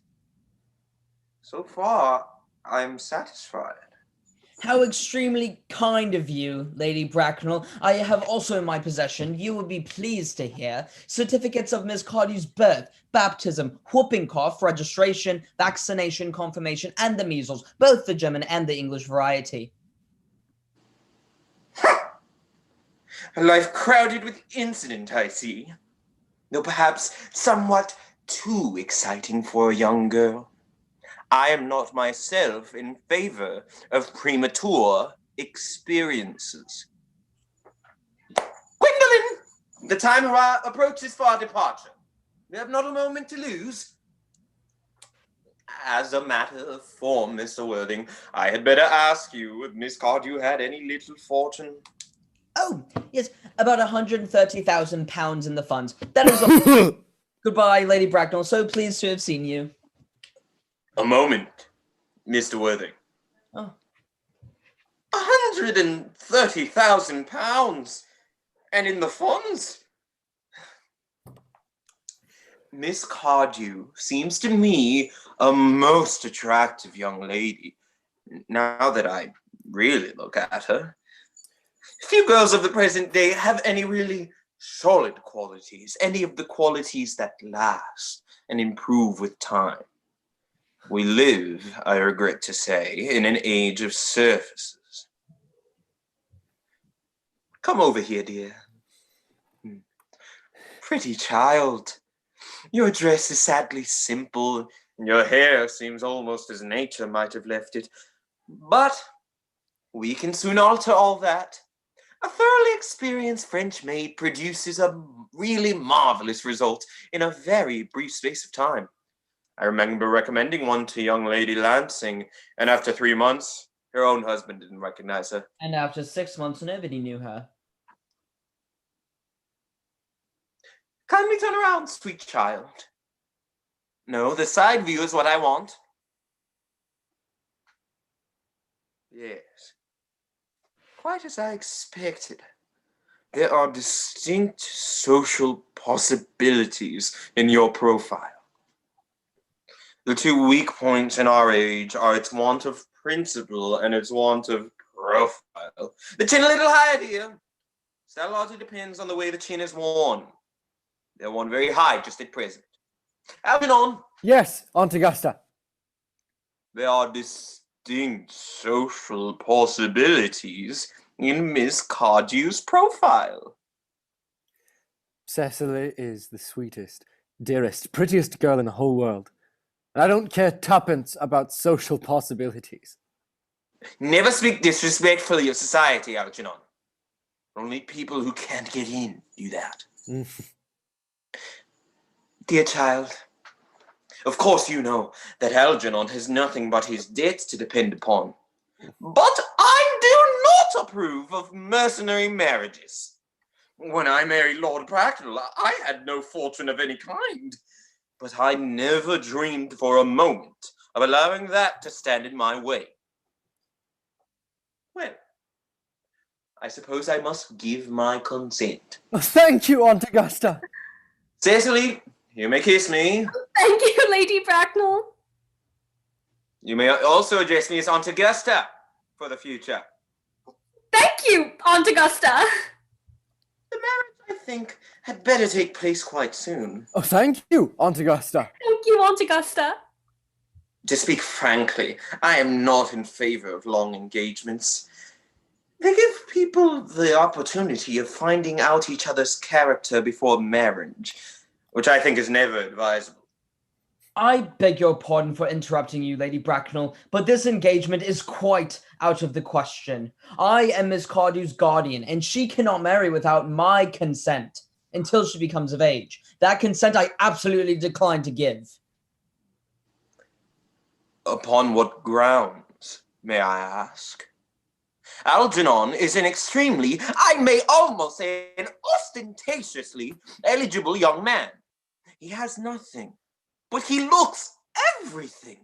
What more can one desire? It pains me very much to have to speak frankly to you, Lady Bracknell, about your nephew, but the fact is that I do not approve at all of his moral character. I suspect him of being untruthful.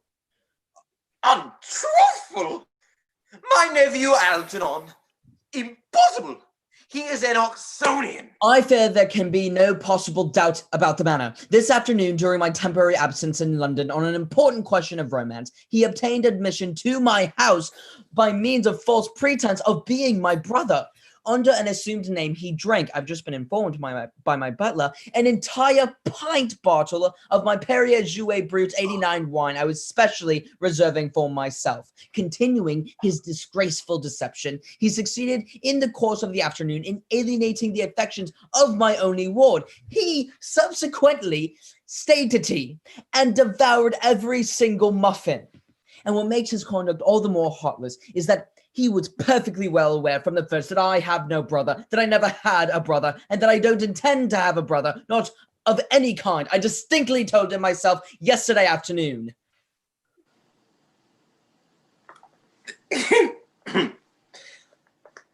Mr. Worthing, after careful consideration, I've decided entirely to overlook my nephew's conduct to you.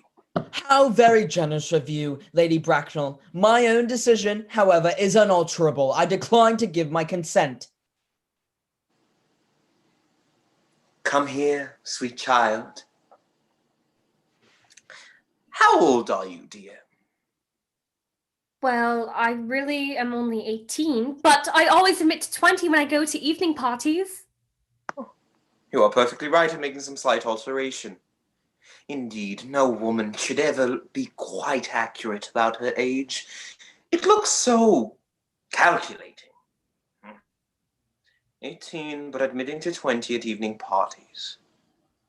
Well, it will not be very long before you are of age and free from the restraints of tutelage.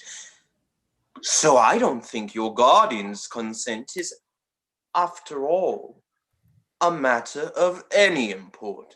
Pray excuse me, Lady Bracknell, for interrupting you again, but it is only fair to tell you that, according to the terms of her grandfather's will, Miss Cardew does not come legally of age till she is 35. That does not seem to me to be a grave objection. 35 is a very attractive age. London society is full of women of the very highest birth who have of their own free choice remained 35 for years. Lady Dumbledon is an instance in point. She has, to my own knowledge, she has been 35 ever since she arrived at the age of 40, which was many years ago now. I see no reason why our dear Cecily should not be even still more attractive at the age you mentioned than that she is at present.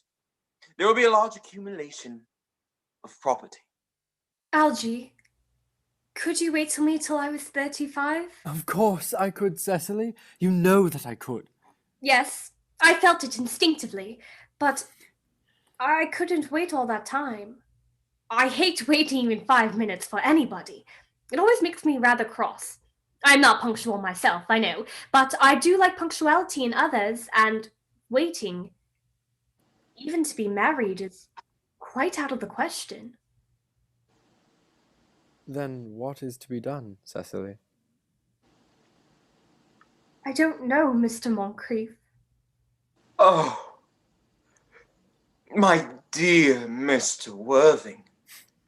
As Miss Cardew states positively that she cannot wait until she is 35, a remark which I am bound to say seems to me to show a somewhat impatient nature, I would beg of you to reconsider your decision. But, my dear Lady Bracknell, the matter is entirely in your own hands. The moment you consent to my marriage with Gwendolyn, I would most gladly allow your nephew to form an alliance with my ward. You must be quite aware that what you propose is out of the question. Then a passionate celibacy is all that any of us can look forward to. That is not the destiny I propose for Gwendolyn. Algernon, of course, can choose for himself. Come, dear. We have already missed 5, if not 6 trains. To miss any more might expose us to comment on the platform. Everything is quite ready for the christenings. The christening, sir? Is that not somewhat premature?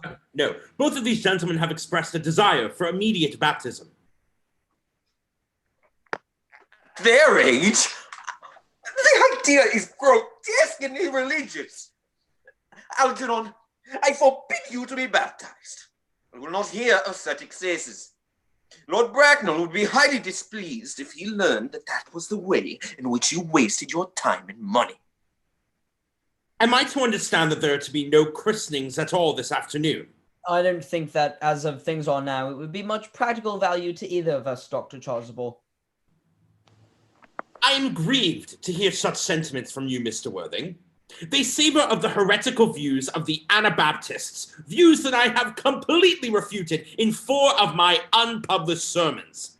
However, as your present mood seems to be one peculiarly secular, I will return to the church at once. Indeed, I have just been informed by the pew opener that for the last hour and a half, Miss Prism has been waiting for me in the vestry. Miss Prism? Did I bear you mention a Miss Prism? Yes, Lady Bracknell, I am on my way to join her. Pray allow me to detain you for a moment. This matter may prove to be one of vital importance to Lord Bracknell and myself. Is this Miss Prism a female of repellent aspect, remotely connected with education? She is the most cultivated of ladies and the very picture of respectability. It is obviously the same person. May I ask what position she holds in your household? I am celibate, madam. Miss Prism, Lady Bracknell, has been for the last 3 years Miss Cardew's esteemed governess and valued companion. In spite of what I hear of her, I must see her at once. Let her be sent for. Ah, look, she approaches. She is nigh. I was told you expect me in the vestry, dear Canon. I've been waiting for you there for an hour and 3/4.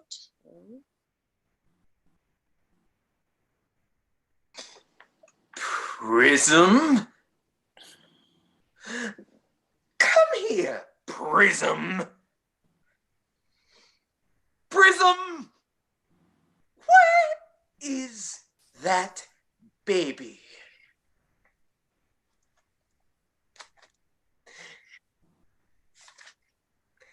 "28 years ago, Prism, you left Lord Bracknell's house, number 104, Upper Grosvenor Street, in charge of a perambulator that contained a baby of the male sex.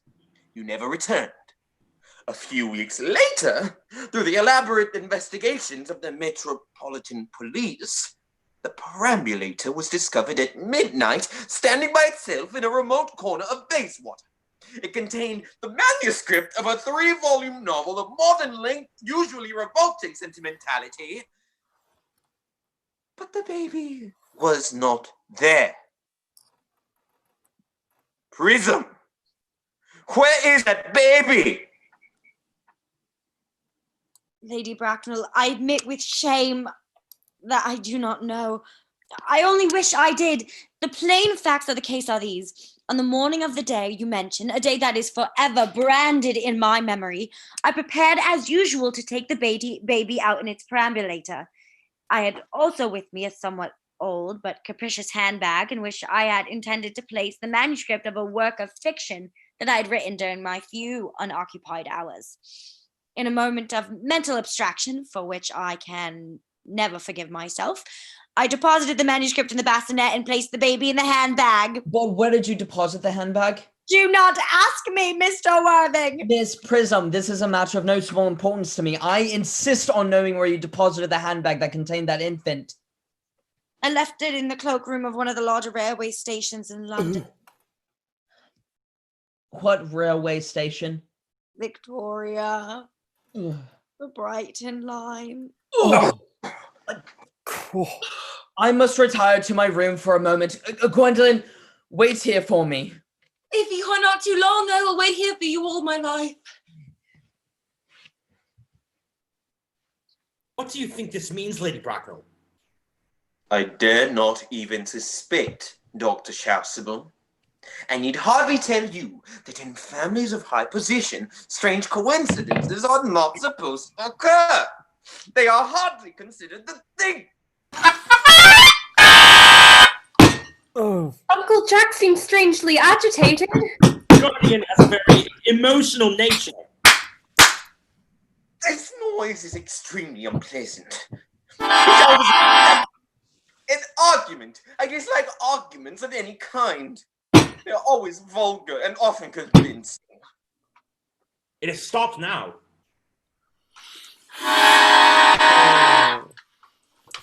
This is wrong with some conclusions. You hope it will last. Oh.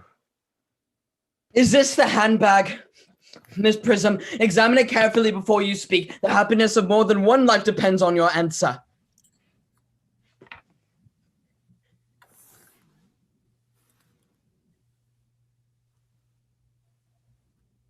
It seems to be mine, yes! Here is the injury it received through the upsetting of a Gower Street omnibus in younger and happier days. Here is the stain on the lining caused by the explosion of a temperance beverage, an incident that occurred at Leamington, and here on the lock are my initials. I had forgotten that in an extravagant mood I had them placed there. The bag is undoubtedly mine. I'm delighted to have it so unexpectedly restored to me. It has been a great inconvenience being without it all these years. Miss Prism, more is restored to you than this handbag. I was the baby you placed in it. You? Yes. Mother. Oh, Mr. Worthing, I am unmarried. Unmarried? I do not deny that that is a serious blow, but after all, who has the right to cast a stone against anyone who has suffered?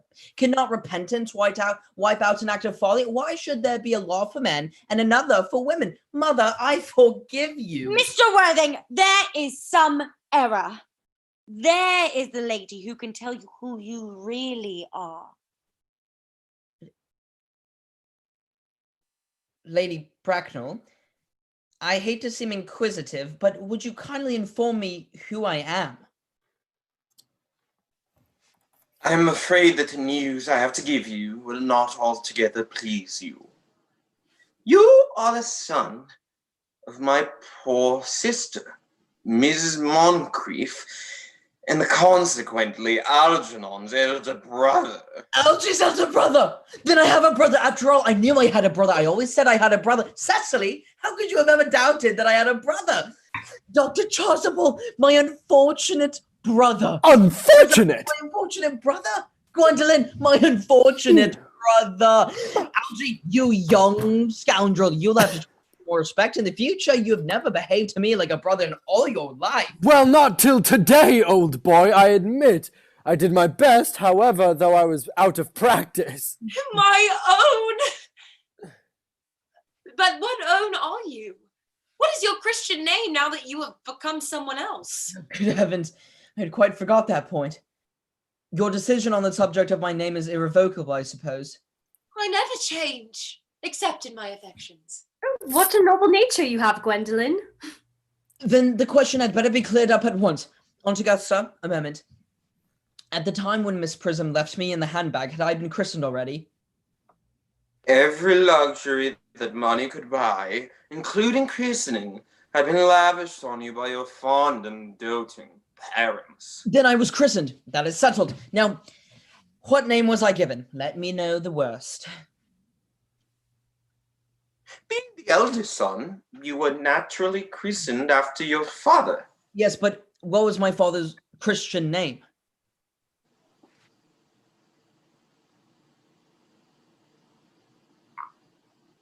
I cannot at the present moment recall what the general's Christian name was.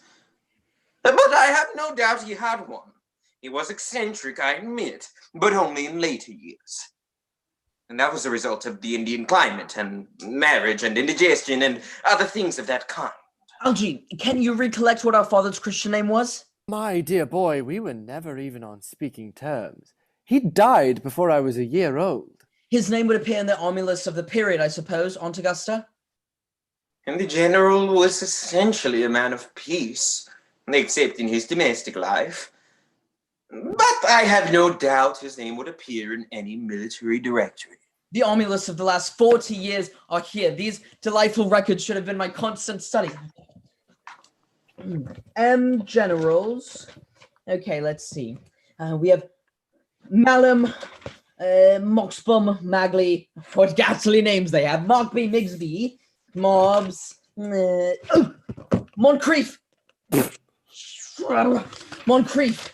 Okay. Lieutenant, 1840. Captain, Lieutenant Colonel, Colonel, General, 1869. Christian names.